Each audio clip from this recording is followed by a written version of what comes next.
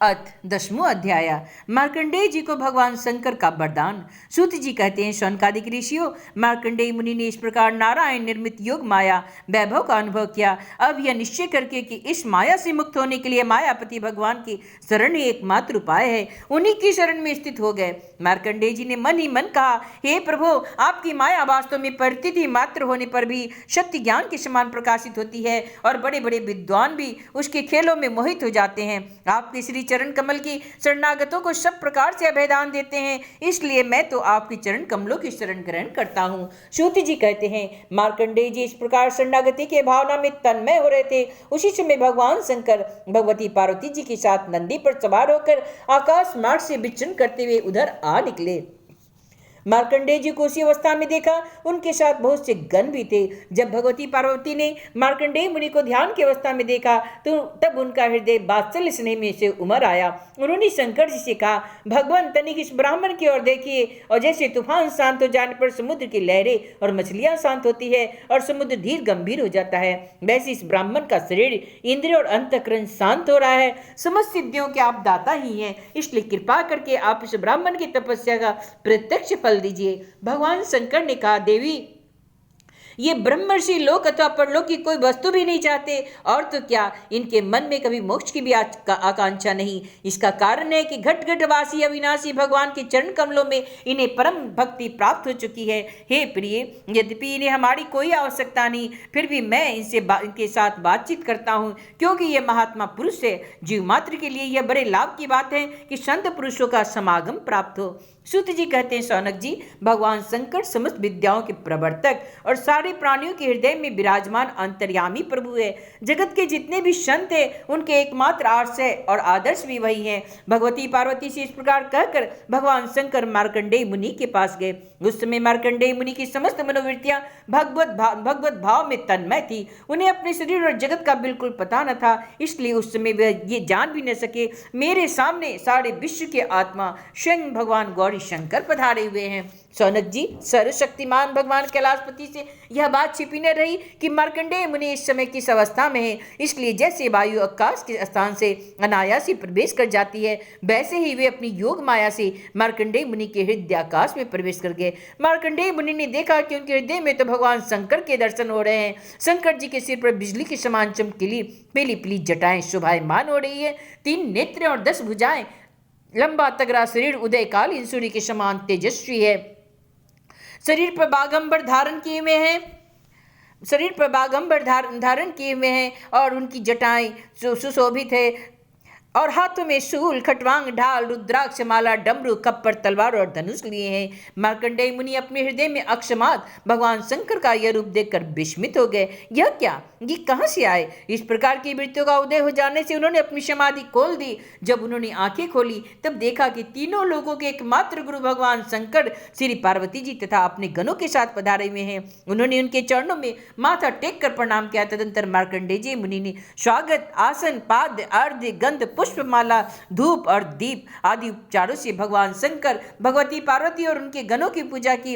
इसके पश्चात मार्कंडेय मुनि उनसे कहने लगे, सर्वव्यापक और सर्वशक्तिमान प्रभु, आप अपनी आत्मानुभूति और महिमा से ही पूर्ण काम है। आपकी शांति और सुख से ही सारे जगत में सुख शांति का विस्तार हो रहा है। ऐसी अवस्था में आपकी क्या सेवा करूं? मैं आपके त्रिगुणातीत सदाशिव स्वरूप को और सत्य गुण से युक्त शांत स्वरूप को नमस्कार करता हूं। मैं आपके रजोगुण युक्त सर्व प्रवर्तक स्वरूप एवं तमोगुण युक्त अघोर स्वरूप को नमस्कार करता हूँ। सूत जी कहते हैं, शौनक जी, जब मार्कंडेय मुनि ने संतों के परम आश्रय देवादिदेव भगवान शंकर की इस प्रकार स्तुति की, तब वे उस पर अत्यंत संतुष्ट हो गए और प्रसन्न चित्त से हंसते हुए कहने लगे। भगवान शंकर ने कहा, मार्कंडेय जी, ब्रह्मा, विष्णु तथा मैं, हम तीनों ही वरदाताओं के स्वामी हैं। हम लोगों का दर्शन कभी व्यर्थ नहीं जाता।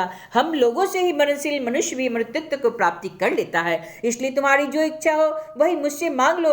ब्राह्मण स्वभाव से परोपकारी, शांत चित्त एवं अनासक्त होते हैं। वे किसी के साथ बैरभाव नहीं रखते और समदर्शी होने पर भी प्राणियों का कष्ट देखकर उसके निवारण के लिए पूरे हृदय से जुट जाते हैं। उनकी सबसे बड़ी विशेषता तो यह होती है, वे हमारे अनन्य प्रेमी एवं भक्त होते हैं। सारे लोक और लोकपाल ऐसे ब्राह्मणों की वंदना पूजा और उपासना किया करते हैं।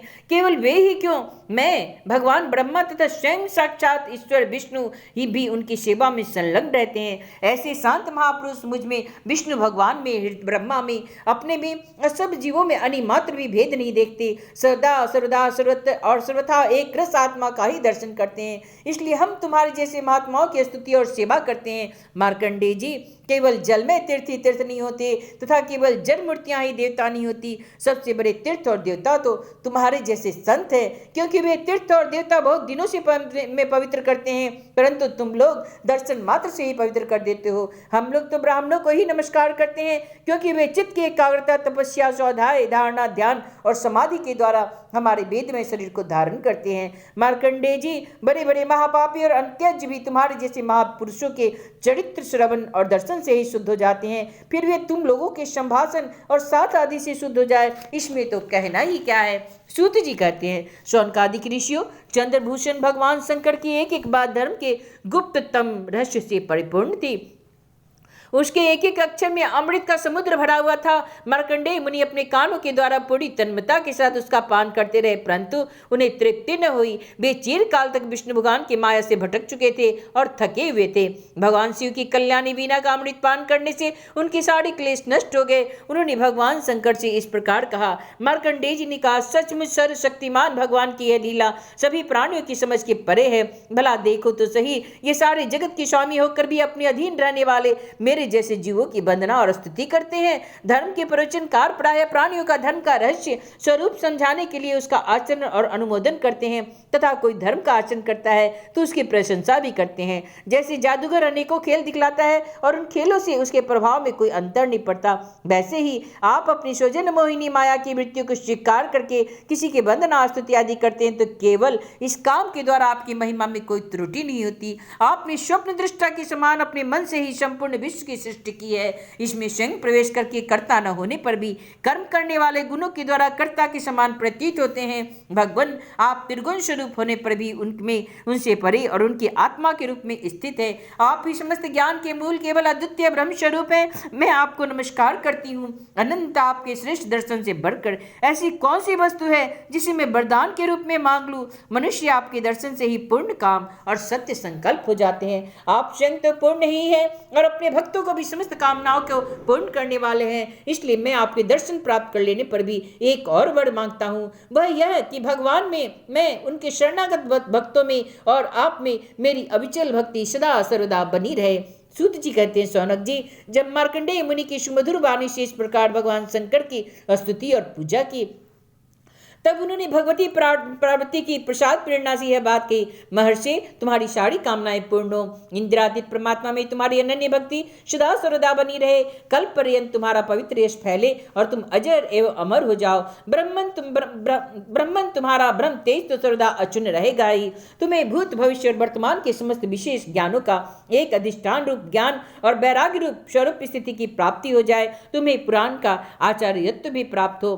सूत जी कहते हैं, शौनक जी, इस प्रकार त्रिलोचन भगवान शंकर मार्कंडेय मुनि को वर दे करके भगवती पार्वती से मार्कंडेय मुनि की तपस्या और उन्हीं के प्रलय संबंधी अनुभव का वर्णन करते हुए वहां से चले गए। भृगुवंश शिरोमणि मार्कंडेय मुनि को उनके महायोग का परम फल प्राप्त हो गया। वे भगवान के अनन्य प्रेमी हो गए। अब वे भी भक्ति भाव रहित हृदय से पृथ्वी पर विचरण क्या करते थे। परम ज्ञान संपन्न मार्कंडेय मुनि ने भगवान की योग माया से जिस अद्भुत लीला का अनुभव किया, वह मैंने आप लोगों को सुना दिया। सौनक जी, यह जो मार्कंडेय जी के अनेक कल्पों का सृष्टि प्रलय का अनुभव किया था, वह भगवान की माया का ही वैभव था, तात्कालिक था और उन्हीं के लिए ही था जो सर्वसाधारण के लिए नहीं है। कोई इस माया को रचना न जानकर अनादिकाल से बार बार होने वाले सृष्टि प्रलय ही इसको भी बतलाते हैं। इसलिए आपको यह शंका नहीं करनी चाहिए कि इसी कल्प के हमारे पूर्वज मार्कंडेय जी की आयु इतनी लंबी कैसे हो गई।